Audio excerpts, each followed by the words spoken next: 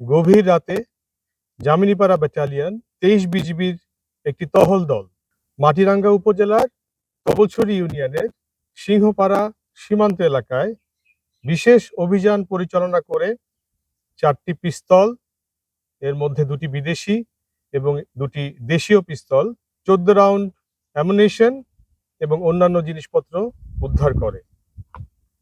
রাত আনুমানিক ৩টা ১০ ঘটিকায় বিজিবি টহল দল চোরাকারবারিদের উপস্থিতি বুঝতে পেরে তাদেরকে ধাওয়া করে। এরপরে ঘটনাস্থল তল্লাশি করে সেখান থেকে আমরা একটা ব্যাকপ্যাক উদ্ধার করতে সক্ষম হই। টহল দল ঘটনাস্থল ত্যাগ করার সময় চোরাকারবারিরা সশস্ত্র অবস্থায় আমাদের উপর গুলিবর্ষণ করে। আমাদের ব্যক্তিগত জানমাল রক্ষার্থে আমরাও পাল্টা গুলি বিনিময় করি।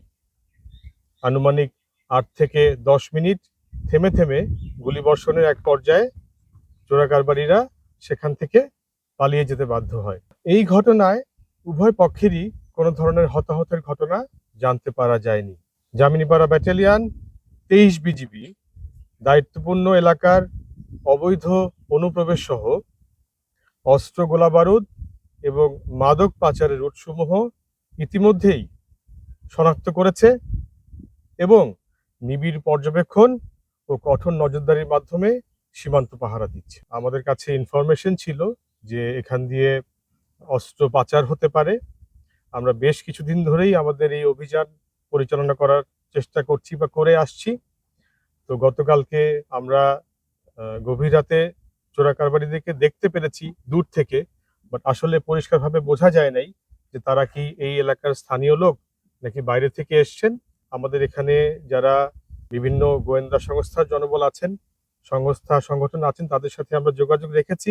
আমরা জানার চেষ্টা করছি যে আসলে এরা কারা ছিলেন, তাদের মোটিভটা কি ছিল, এবং এটা আমরা আশা করছি আমরা খুব শীঘ্রই জানতে পারবো।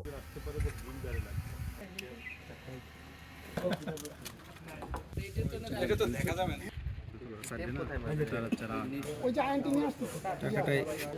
আমাদের তো শেষ নাই।